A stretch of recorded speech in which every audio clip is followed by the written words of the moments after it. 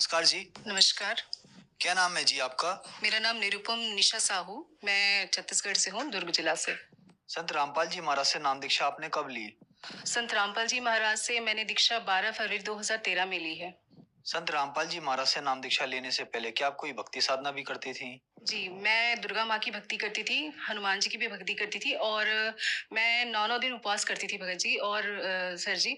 और मतलब मेरा ये कहना है कि मतलब मैं जैसे लोग खाना एक टाइम खाते, मैं एक टाइम खाना भी नहीं खाती थी। मैं मतलब जैसे बोलना चाहिए वो दूबी का रस है ना, वैसा इतना मतलब कठोर उपवास करती थी मैं। तो बहुत ज़्यादा भक्ति में थी और क्या मेरे जो पापा हैं, उनके द्वारा मैं अध्यात्म में जुड़ी थी, तो बचपन से ही मैंने बहुत भक्ति की। तो दुर्गा माँ की, हनुमान जी की, मतलब जो भी व्रत उपवास आते थे, बहुत मतलब मुझे रुचि था, बहुत रुझान था, तो बहुत भक्ति करती थी भगत जी मैं। बहन जी, संत रामपाल जी महाराज की शरण में आप कैसे आई? संत रामपाल जी महाराज की शरण में हमारे हस्बैंड के दीजिए जी हैं, उनके द्वारा हमें पता चला कि ऐसे संत रामपाल जी महाराज हैं जो कबीर परमात्मा की सच्चा ज्ञान बताते हैं, उनकी भक्ति बताते हैं, जिससे हमें मोक्ष प्राप्त होगा। तो वैसे हम संत रामपाल जी महाराज की शरण में आए। संत रामपाल जी महाराज की शरण में आने के बाद श्रद्धालु को बहुत सारे लाभ प्राप्त होते हैं। क्या आपके साथ भी कुछ ऐसा हुआ? जी भगत जी, बहुत लाभ हुए हैं। मालिक के लाभ तो हम पल-पल अनुभव करते हैं, उनका मैं क्या बयान करूँ, फिर भी मैं आपको बताऊँगी भगत जी। मेरा पोस्टिंग पीएससी के द्वारा रायगढ़ में हुआ था, जहाँ मतलब मैं अकेले मेरे छोटे बच्चे के साथ रहती थी और मेरे हस्बैंड हैं, वो मेरे इन-लॉज़ और बड़े बेटे के साथ रहते थे। तो कहीं न कहीं हमारा परिवार समझ लीजिए बिखर गया था और एक जो एडजस्टमेंट होता है मान-मर्यादा के साथ में, जगत में जो लोग हैं, वो चीज़ों को मतलब नहीं स्वीकारते हैं। तो बहुत सारी चीज़ें थी भगत जी, बच्चे का तबीयत खराब है तो मैं किसके भरोसे छोड़ूँ? मुझे ड्यूटी जाना है तो बच्चे को मैं मतलब ताला लगा के जाती थी भगत जी, लिटरली बच्चा रोता रहता था। मतलब इतनी दयनीय स्थिति थी कि मैं कुछ नहीं कर पा रही थी। बहुत मैंने कहा 2 वक़्त की समान रोटी मिलेगी मुझे या 1 वक़्त की रोटी खाऊँगी, लेकिन मैं प्राइवेट नौकरी करूँगी, नहीं चाहिए। सब गवर्नमेंट नौकरी के लिए जी जान लगाते हैं, लेकिन मुझे नहीं चाहिए ऐसी नौकरी जहाँ मैं सुख शांति ही ना हो। फिर हमारे भगत जी बोले कि मतलब तुम इतना बोलती हो तो तुम कितना भक्ति करती हो, परमात्मा की शरण में हो, फिर भी तुम्हें लाभ नहीं हो रहा, तो भैया तुमने कितनी भक्ति की? तो फिर फाइनली बोले कि नहीं, मुझे समय नहीं मिलता है। समय नहीं मिलता है बोलने से तो लाभ नहीं होगा, तो तुम्हें समय निकालना पड़ेगा। तो फिर हमने रोज सुबह उठ करके भक्ति बताया गया था संत रामपाल जी महाराज द्वारा, तो वो भक्ति हम करते थे भगत जी। और साल भर के अंदर मालिक की ऐसी दया हुई, कबीर परमात्मा की ऐसी दया हुई कि संत रामपाल जी महाराज की भक्ति द्वारा मेरा एम्स रायपुर में सिलेक्शन हो गया।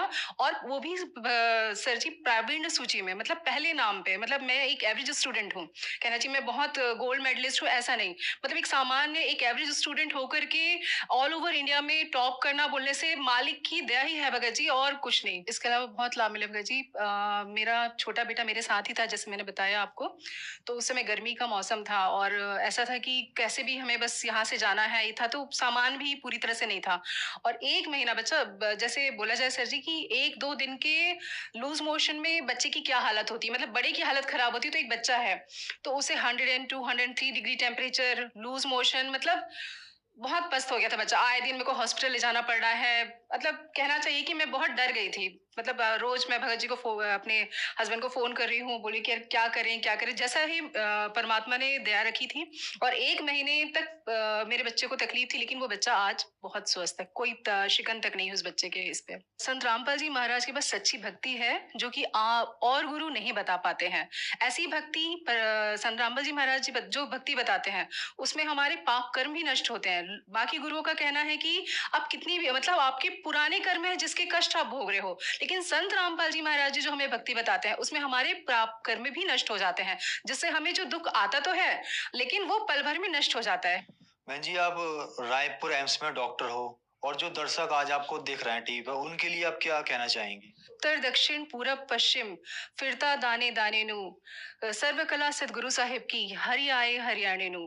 हमारे भारत में, हमारे हरियाणा प्रदेश में हम एक संत आए हुए हैं जिसे बोलते हैं तत्वदर्शी संत, जिसकी व्याख्या गीता अध्याय 4 34 श्लोक में बताया गया है कि कोई तत्वदर्शी संत है जो आपको पूर्ण ज्ञान देगा और आपको मोक्ष, उन्हीं की भक्ति, उन्हीं के द्वारा बताई हुई भक्ति करके आपको मोक्ष प्राप्त होगा।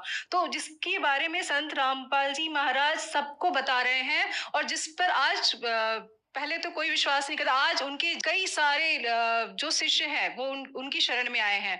तो इससे बड़ा उदाहरण क्या होगा लोगों के लिए? तो बस मैं यही कहना चाहूँगी कि परमात्मा हमारी धरती पर आ चुके हैं, उन्हें जानिए, उन्हें पहचानिए और सच्चे दिल से भक्ति करिए। परमात्मा सभी सुख देता है जो हम चाहते हैं और वो वही देगा जो हमारे लिए अच्छा हो। संत रामपाल जी महाराज से नाम दीक्षा कैसे ली जा सकती है? संत रामपाल जी महाराज जी से दीक्षा बहुत आसानी से ली जा सकती है। संत रामपाल जी महाराज का सत्संग आता है चैनलों पे, जिसमें नीचे एक पीली पट्टी चलती है और वहाँ एक नंबर दिया रहता है। उस नंबर पे कॉल करके हम जो हमारे निकटतम जो जिला में क्या बोलना चाहिए आश्रम है, वहाँ जाकर हम नामोपदेश ले सकते हैं। धन्यवाद जी। धन्यवाद।